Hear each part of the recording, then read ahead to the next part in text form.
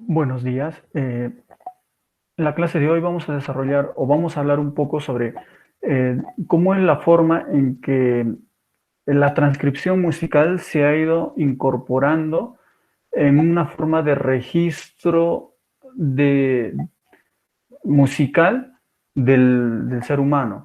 Así como el ser humano necesitaba manifestar eh, o registrar sus manifestaciones o sus vivencias mediante las pinturas rupestres, ¿verdad? Ya las pinturas eran una forma de registro de lo que ellos hacían. Entonces, de la cuestión musical también se ha buscado durante el desarrollo, durante la evolución humana, ¿no? Entonces, era necesario, digamos, que la música que se estaba haciendo, que el hombre hacía, que el ser humano generaba, era necesario plasmarlo y dejar un registro para que más adelante también los que venían más adelante puedan recoger esta información, ¿no? Y saber, porque pónganse en este caso mediante las pinturas rupestres, eh, dos generaciones después uno podría ver las imágenes y podía deducir qué cosas hacían. Entonces, con la música no se tenía eso. Pero más o menos les voy a compartir la pantalla. A ver, un momento.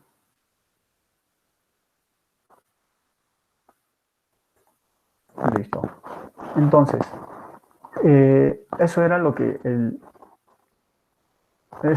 lo que justamente el ser humano necesitaba. Entonces, les voy a explicar un poco qué es lo que sucedía. Aquí nosotros tenemos una de las primeras notaciones de registro musical, como transcripciones, se podría decir, es las notaciones neumáticas. Estamos hablando de los neumas.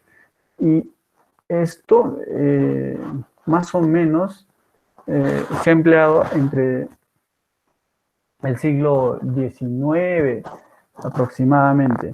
Entonces, pero ¿en qué consiste? Dice, consiste en una serie de signos gráficos que se escribían por encima de un texto. O sea, tenemos un texto ahí abajo, como aquí en la imagen.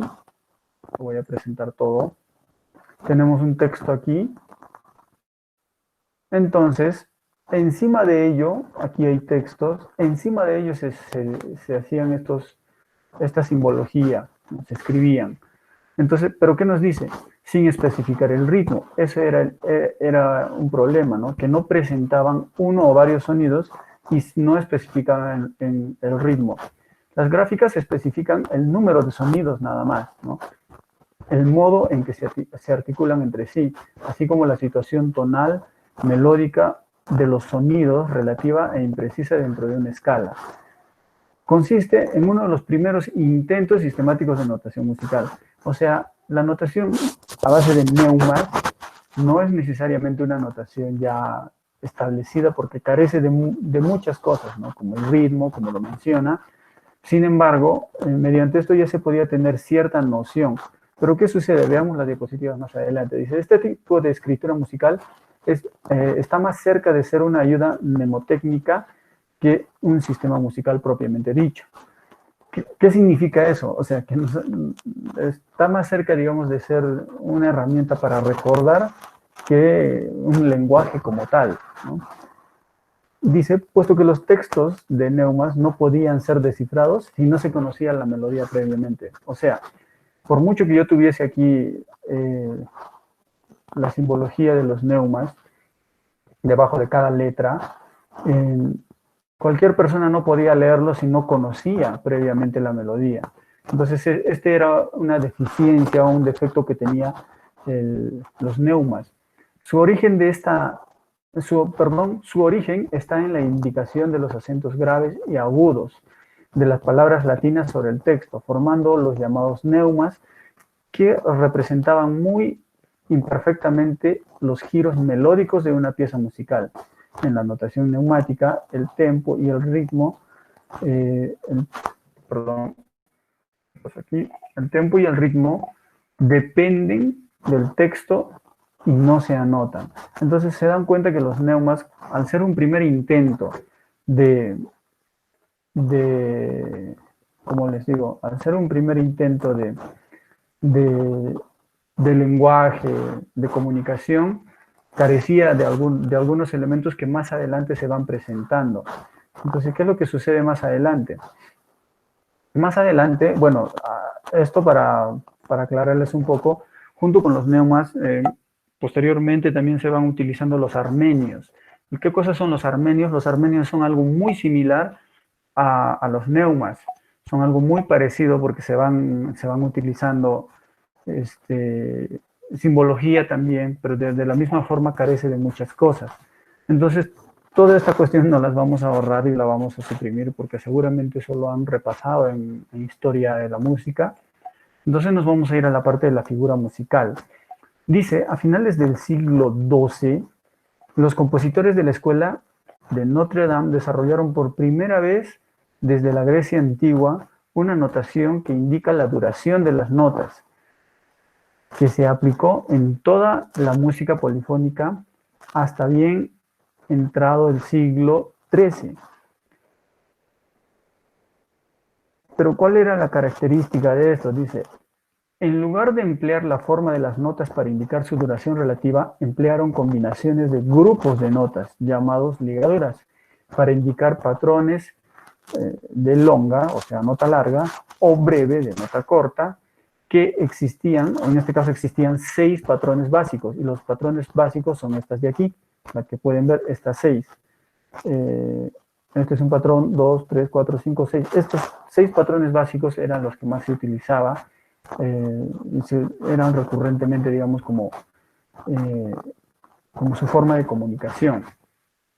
Posteriormente, esto más adelante ya se va desarrollando y esto ya ustedes lo conocen bastante, ¿no? En cuanto a las figuras musicales, la flica, el corchete y la cabeza, bueno, esas partes ya está de más detallarlo para ustedes. Y actualmente, bueno, hemos concluido en la actualidad toda una tabla de figuras musicales. Entonces, tenemos la redonda, su silencio, su duración en 4/4, ¿no? Eso hemos hablado en lenguaje 3, porque una redonda no necesariamente puede valer 4 tiempos, va a depender del compás, el valor de la nota y también tenemos el denominador. Entonces, ahí tenemos ya todas las figuras musicales y los silencios. Entonces, a eso hemos llegado. Sin embargo, esa notación musical que tenemos actual es la que utilizamos universalmente para transcribir, para componer, ¿no? Etcétera, para arreglar, etcétera. Y nos sirve muchísimo, digamos, como medio de comunicación actualmente. Sin embargo, no podemos decir que esta figura musical es la figura de estos tiempos, así como los neumas, así como los armenios, y así como las figuras musicales como las conocemos actualmente, junto con la música contemporánea, ya a partir del siglo XIX, han aparecido nuevas formas de expresión musical. Y el dialecto contemporáneo, si ustedes han visto, es muy, muy libre, pero existe, ¿no? Existe. Pero si tuviéramos que relacionar, bueno, la música contemporánea tendría, digamos, una similitud como los neumas, porque solamente quien lo conoce podría tocarlo o una cosa por el estilo, ¿no? Porque no existe, digamos, una teoría de la música y un valor de figuras musicales contemporáneas, porque el mismo dialecto y la forma de escritura es muy distinta a las figuras, a la redonda, a la blanca, a la corchea, etcétera, etcétera. Son muy diferentes. Sin embargo, existen. No sé si ustedes han visto, ¿no? Yo he tenido la oportunidad de ver un concierto de guitarras aquí en Puno, en el año 2003, si no me equivoco. Llegaron unas guitarristas de Austria y dieron un curso ahí en la ESCA, ¿sí? Y bueno, junto con ellos dieron un concierto al final de todo el evento sobre música contemporánea. Dejaron las partituras, pude observar esas partituras, unas hojas muy grandes. Bueno, el tamaño al final no de la hoja, seguramente ellos para visualizar mejor, pero el contenido de la partitura era muy distinto a las figuras, ¿no? Yo decía, oye, este es otro dialecto, nosotros no conocemos esto, no estudiamos esto. Sin embargo, otros países ya están en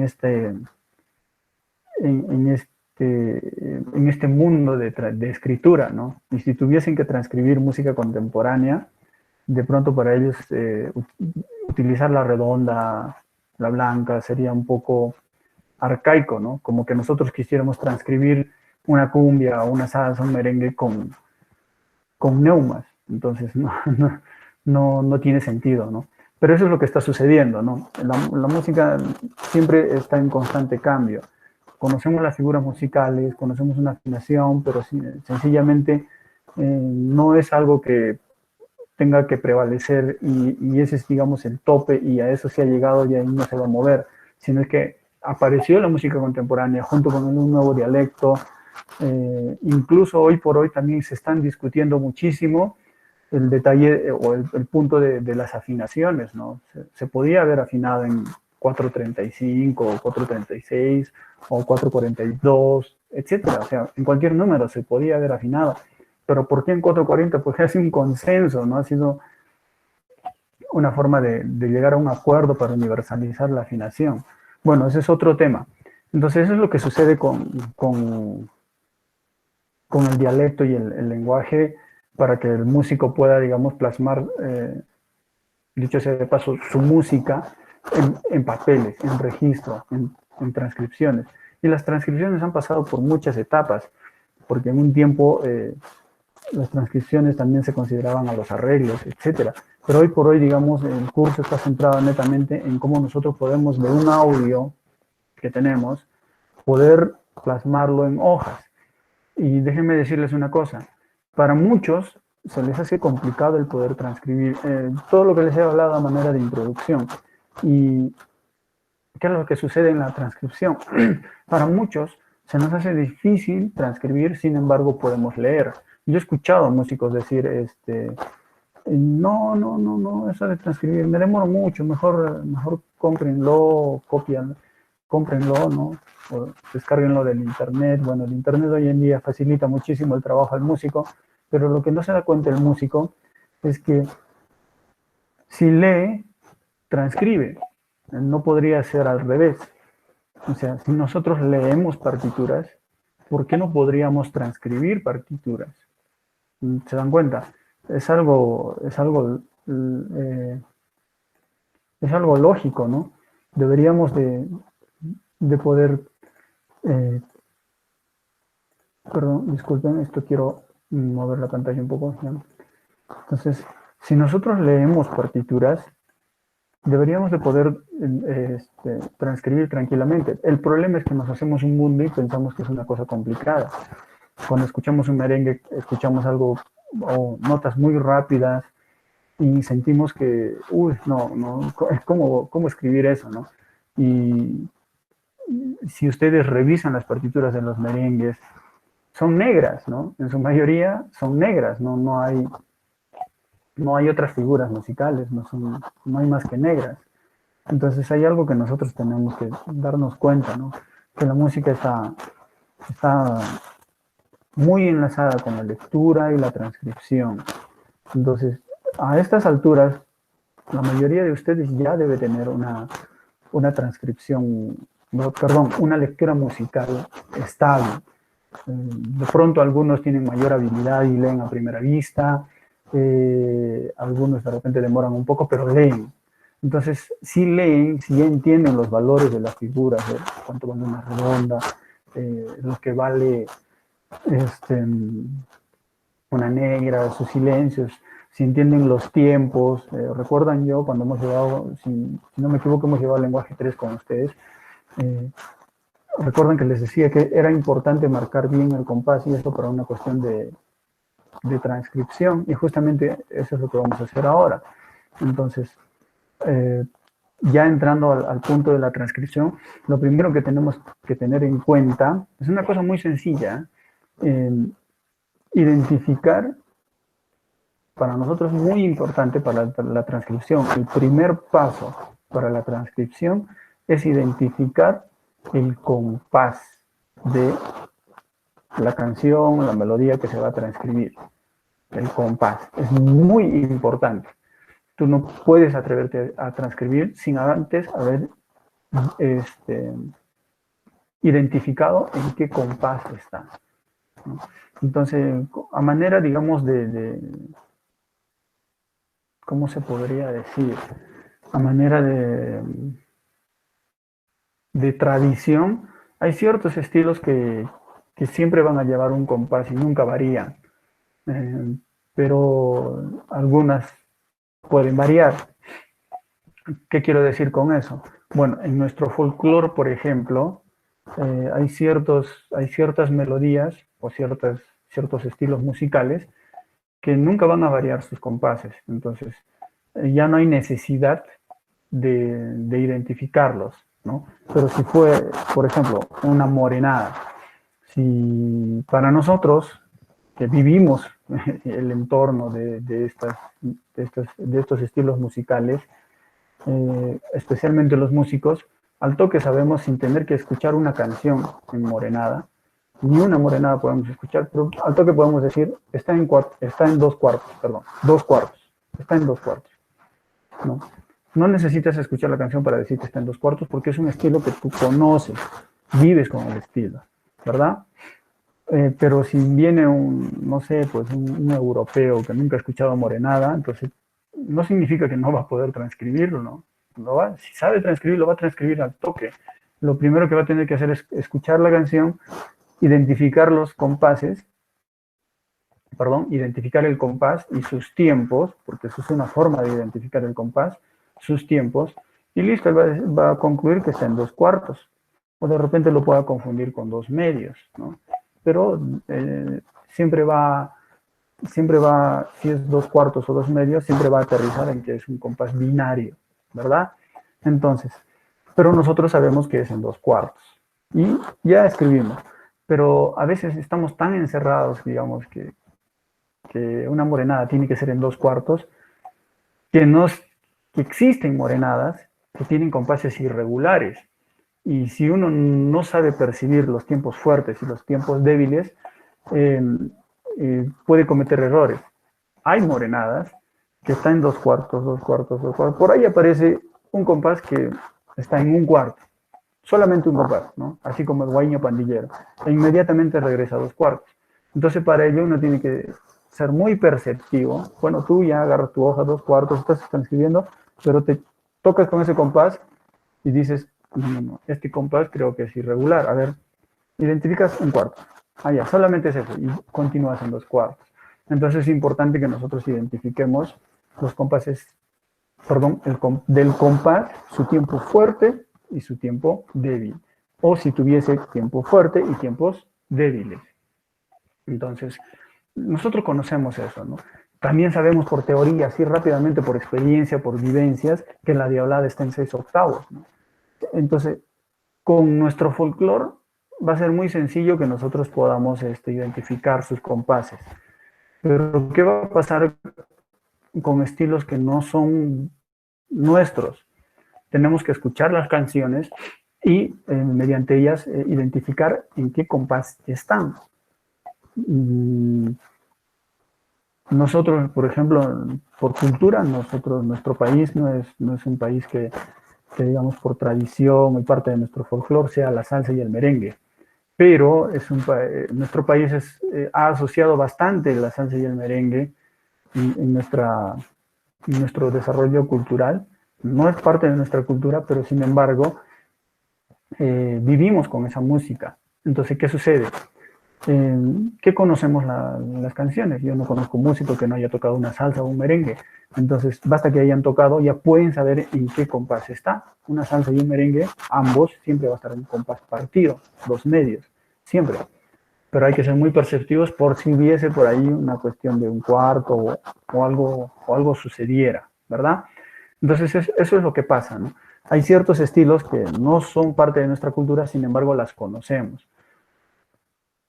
Pero si yo les pidiera que tuviesen que transcribir, no sé, algo de folclore asiático, tendríamos que ser muy perceptivos con los tiempos, ¿verdad? Sin embargo, disculpen, a pesar de que nosotros conocemos nuestra música, hay hay ciertos estilos musicales de nuestro folclore profundo, porque bueno, el folclore estilizado que conocemos, las morenadas y las diabladas, las sayas, etcétera, sí forman parte de nuestra cultura, pero tenemos otro folclore, ¿no? El original peruano, ¿no? Nuestras cachuas, los carnavalitos que ya algunos están ya desapareciendo y y nuestros mismos güeños pandilleros, uno puede decir sí está en los cuartos, pero no está en los cuartos necesariamente. A veces cambia constantemente, 2 cuartos, 1 cuarto. Y les aseguro que para muchos músicos, especialmente de bronces, es mucho más fácil tocarlos de oído, los guaños pandilleros, que tocarlos de partitura, porque de partitura es muy fastidioso tener que leer porque estás en 2 cuartos, cambio 1 cuarto, 2 cuartos, incluso van a encontrar partituras de guaño pandillero en 3 cuartos, o sea, 2 cuartos, 3 cuartos. Entonces, ahí, por ejemplo, nosotros tenemos que ser muy incisivos, muy cuidadosos en revisar una transcripción, en hacer una transcripción. A mi punto de vista, no debe de existir un guaño pandillero que esté escrito en 2 cuartos y a 3 cuartos. ¿Por qué? Porque un guaño pandillero en ningún momento entra a un tiempo de vals. O sea, ¿a qué me refiero? A un tiempo fuerte y 2 débiles. En su mayoría de casos se repiten los tiempos fuertes. O sea, estás en 1, 2, 1, 1, se repite el fuerte. Entonces es 1 cuarto. Casi partituras donde yo veo que hay 3 cuartos. Bueno, digo, aquí hay un error de escritura. Bueno, de cualquier forma se lee lo mismo, ¿no? Es como hola, lo lees con H o sin H, ¿no? Pero es probable que sin H signifique otra cosa, ¿no? Entonces, si nosotros los peruanos silabeáramos la música a tiempos fuertes y débiles y todo ello, sería distinto, ¿no? Entonces, en el guaño pandillero, a mi percepción, no debería de existir un 3 cuartos, porque un guaño pandillero en ningún momento entra a un tiempo de vals, más bien se repiten los tiempos fuertes. Entonces es ahí donde entran 1 cuarto, o sea, está en 2 cuartos y en 1 cuarto, no 3 cuartos. Los 3 cuartos son para un fuerte y 2 débiles, y eso sucede en el vals, más no en otros estilos. En cuanto a las baladas, por ejemplo, uno puede decir las baladas están en 4 cuartos. Sí, en su mayoría están en 4 cuartos, pero existen baladas que están en 3 cuartos. Aunque ustedes no lo crean, existen baladas que están en 6 octavos. Entonces ahí, bueno, primero, antes de, como las morenadas, no necesito escuchar ya, 2 cuartos, dicta de frente, ¿no? No. En cambio, con los otros estilos ajenos a nuestra cultura, por ejemplo, la balada es muy universal, es algo que se ha hecho en todo el mundo y se ha hecho de diferentes formas, en diferentes tiempos, ¿no? Entonces es muy variado.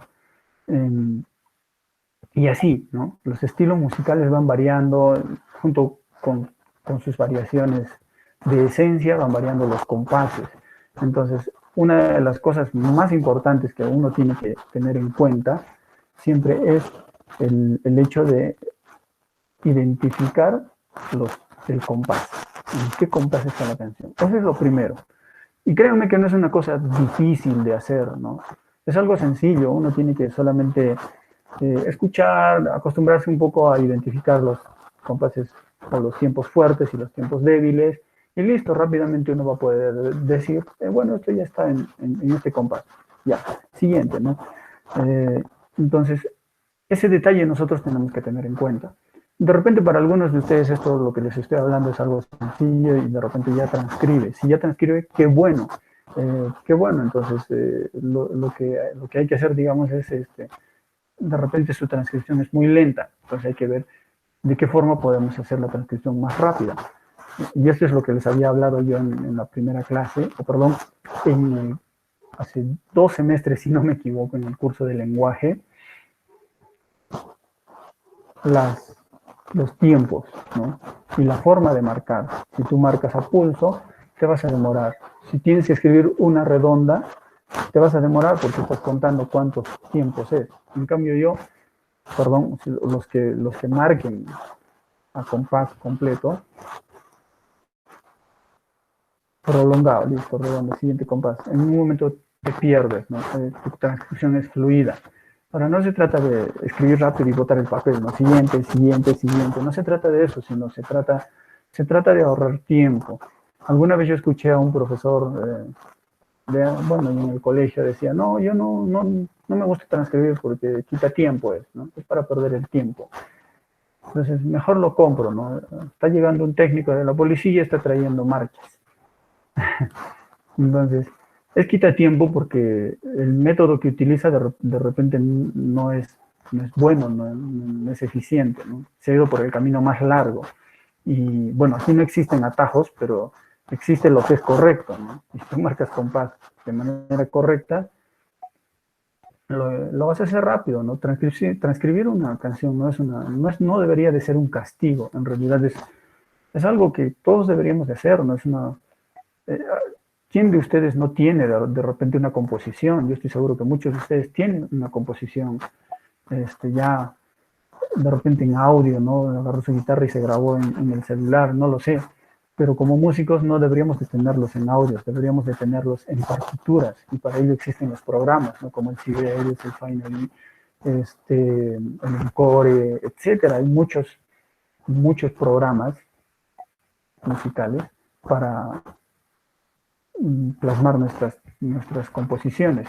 Y otra cosa que les voy a pedir durante el desarrollo del curso, que por favor evitemos utilizar programas. De repente eso lo vamos a hacer en la segunda unidad, pero inicialmente yo les voy a pedir que practiquen sin programas musicales, ¿no? O sea, ¿qué quiero decir? Que tú te pones una canción y en el programa estás escribiendo. No comparto mucho eso. Si hay tecnología, hay que usarla, sí. Pero primero uno tiene que estar seguro de qué es lo que está haciendo. ¿Y cuál es el problema del programa? Que tú no estás seguro de qué cosa estás transcribiendo. Y para estar seguro tienes que hacer play. Y si suena igual al audio, rítmicamente, entonces dices, está bien. ¿Se dan cuenta? Entonces ese es lo malo de un programa. El programa te limita, no te ayuda a desarrollar tu capacidad de identificar figuras rítmicas en sus tiempos que le corresponden según el audio que estás escuchando. Entonces, para ello yo recomiendo siempre que utilicen lápiz y papel. Y tienen que estar 100% seguros de lo que están haciendo. Y justamente ahí es donde vamos a evaluar. Ustedes me van a mandar en fotografía. Bueno, por la modalidad, espero que no me engañen, espero que no lo transcriban en un programa y después lo copien a mano. Se trata de aprender, entonces siempre les voy a pedir que seamos reales, ¿no? La conciencia en este curso va a ser muy importante, la práctica también. Entonces, bueno, por hoy eso es todo lo que tengo que hablarles, el tiempo nos gana. Entonces, una de las cosas importantes que tenemos que identificar para transcribir, lo primero que tenemos que hacer es identificar el compás. Junto con el compás, ¿cómo identificamos un compás? Identificando sus tiempos en la canción. ¿Cuántos tiempos tiene esa canción? ¿Listo? Muy bien. Eso sería todo por esta clase. Espero que podamos resolver pronto el tema de los datos, el internet y todo eso, y los celulares o los equipos, las computadoras que algunos no lo tienen. Listo, chicos, nos vemos en la próxima clase. Chao, chao.